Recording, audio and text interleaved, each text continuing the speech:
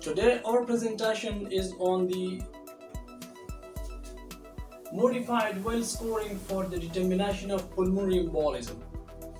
This is a score which is applied for the evaluation of pulmonary embolism in patients. Another score which is very relevant to this score is called the Geneva scoring. The modified well scoring is more convenient to apply as compared to the Geneva scoring. And the main problem in modified or Geneva well scoring is actually to remember the parameters which are applied and then their scoring. So I have tried my level best to make the parameters easier to remember by making a simple formula. This formula is very simple. If you just remember VTE I call it KG, CACH, but I call it KG. VTE KG. Now, if you just apply the number which have been assigned to all these parameters, we will go one by one. It's very simple. Now, remember the first three parameters, each one has a score of 1.5. A score of 1.5. 1.5 for the V, 1.5 for the T, and 1.5 for the E.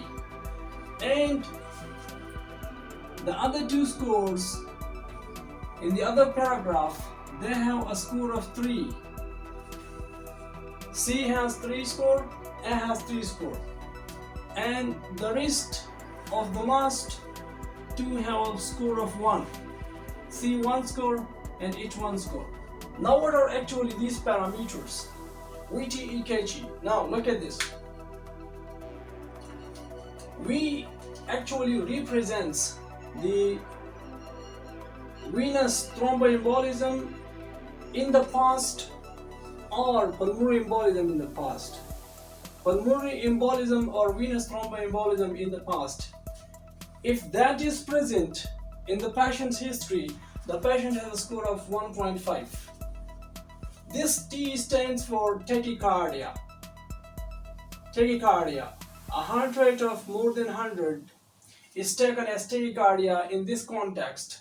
If the patient has a heart rate of more than 100, he has a score of 1.5. And this E actually stands for I. Immobilization. So in immobilization, the patient may have been immobilized for more than 3 days, or he must have undergone surgery in the past 4 weeks. So immobilization for more than 3 days or surgery in the last 4 weeks indicates immobilization. If the patient has either been immobilized for the last 3 days or he has surgery in the last 4 weeks, the score is 1.5. Now this C stands for clinical signs of DVT. So there are two important points which are important for this score to be present. Clinical signs of DVT. The first sign is swelling and the second is tenderness. If they are present, they can assign a score of 3.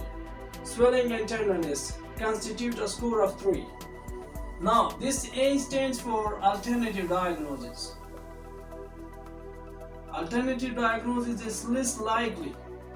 Alternative diagnosis is less likely if there is no apparent cause for the patient dyspnea or the patient presentation. That means the patient's alternative diagnosis is very less likely.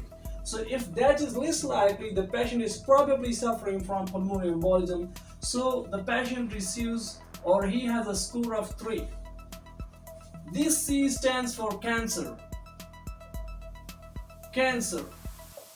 So this is again explained that if the patient is on treatment, or if the patient has received treatment in the last 6 months, or if the patient has been on palliative therapy or he is on palliative care. So this again constitutes 1 score.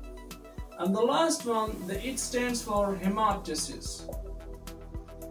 If the patient has hemoptysis, he is a score of 1. This total score comes out to be 12.5. Right? Now there are two ways of applying the modified well scoring. If we take in terms of, if the score is 0 to 1, this is low probability. If it is 2 to 6, this is intermediate probability. And if the score is more than 6, the probability for the pulmonary embolism is high. Low probability, intermediate probability, and high probability. There is another way which is called the dichotomous score. The dichotomous score, which divides this score into the range of 4. If the patient has a score of less than 4, the pulmonary embolism is less likely. If the patient has a score of, if it is 4 or less than 4, the pulmonary embolism is less likely. If the score is more than 4, the patient pulmonary embolism is likely. So it's very simple. VTE KG 1.5, 3, and 1.